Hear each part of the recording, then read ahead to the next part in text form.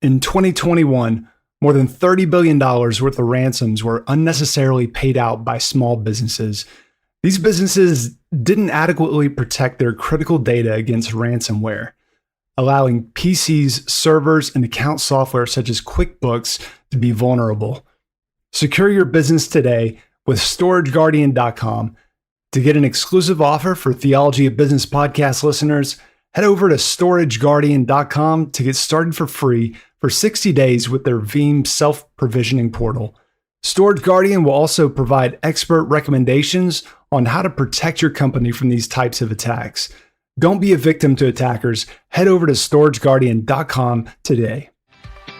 Hi, everyone, and welcome back to the Theology of Business podcast. I'm your host, Darren Shearer, and this is the show for marketplace Christians seeking to explore and apply God's will for business. On this episode, I want to share with you how to set business goals like your Creator. God is a meticulous planner and goal setter. When God decided to create the universe, He didn't rush to create everything all at once, nor did He procrastinate concerning the things that needed to get done, as we often do. As part of His mission to create humans and establish a relationship with us, He had an expressed goal for each of the 7 days of creation, which He accomplished within a specific amount of time. God's project management system isn't a random big bang in which He stumbles around from task to task in a reactive mode as we have a tendency to do.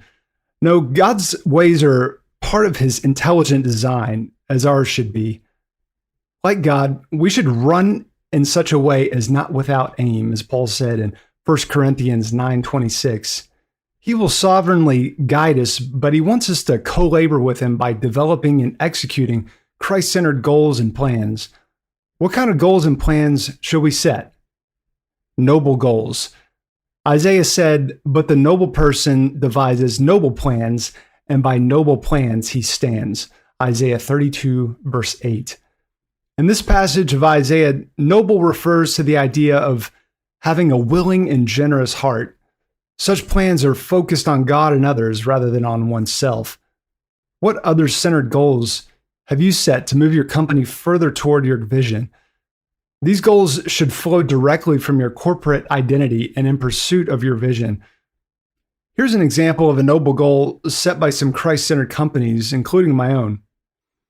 That's that every customer refers a new customer within 1 year.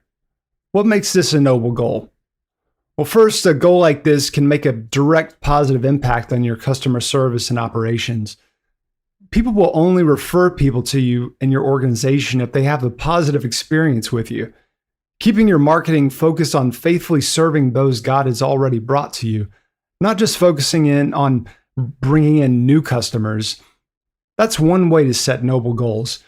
Second, asking your customers for referrals is the most cost-effective way to get more customers to serve. This approach is better stewardship of your company's resources than spending a bunch of money on paid advertising. Paid advertising has its place, but it's no substitute for word-of-mouth referrals from credible people who are already happy with your product or service. Third, the focus on getting referrals from current customers will help you get more of the right kind of customers to serve. At the time of this writing, 49% of the books published by my company, Highbridge Books, were written by authors referred to us by other authors who had already published with us.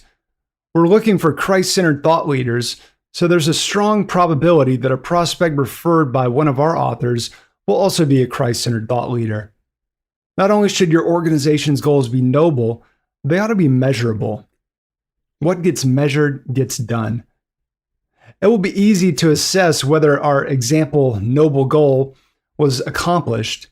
Either our new customer client referred someone within the first year, or he or she didn't. There will be no vague perception of progress with a measurable goal like this. If an objective isn't clear and measurable, it's not a goal.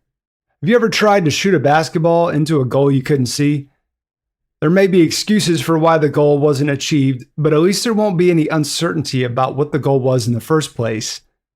A vague desire to, quote, grow the business or increase profit is no substitute for having clearly defined, measurable goals for your company. Whatever gets measured gets done. If it can't be measured, it's generally not getting done. How could you even know if it got done without having a way to measure the outcome? Focus on leading indicators, not lagging indicators. Financial goals are helpful, but they're usually lagging indicators of a company's performance rather than leading indicators. If you're having financial problems, those are usually just symptoms of disease within a company rather than the root cause of the disease. It's helpful to have financial goals as long as you and your team spend most of your energy on improving the leading indicators that drive those financial metrics. For example, a leading indicator for helping you ensure that every customer refers a new customer within 1 year might be to track how many times you've asked your current customers for a referral. Or you might track the average of your current customers' answers to this question over time. On a scale of 1 to 10, how likely are you to recommend this to a friend? This metric is known as a Net Promoter Score, or NPS. What are the leading indicators you need to be tracking to ensure you're making sufficient progress toward achieving your clear, measurable, and noble goals? As Zig Ziglar said, if you aim at nothing, you'll hit it every time. As you go through the remainder of the Christ-Centered Company assessment, develop specific goals you and your team need to set to improve every aspect of your company. Act like your creator as you set and pursue goals that will move you closer toward realizing your corporate vision. Let us know your thoughts on this episode at theologyofbusiness.com and how you go about setting goals for your company. And you can also check out the Christ-Centered Company assessment if you haven't already taken it at theologyofbusiness.com. And be sure to take advantage of the 60-day free trial being offered by our sponsor, StorageGuardian.com. We hope you've enjoyed this episode. You can share your feedback and get more information to help you partner with God in business and disciple your company, your industry, and your community at theologyofbusiness.com. The Theology of Business podcast is sponsored by Highbridge Books and Media, a media agency specializing in publishing and promoting the world-changing ideas of inspiring thought leaders through book publishing, website development, publicity, email marketing, social media management, podcast management, and video-based course publishing. Take the next step to share your message with the world by contacting us at highbridgemedia.com. Thanks for listening and keep partnering with God in your business.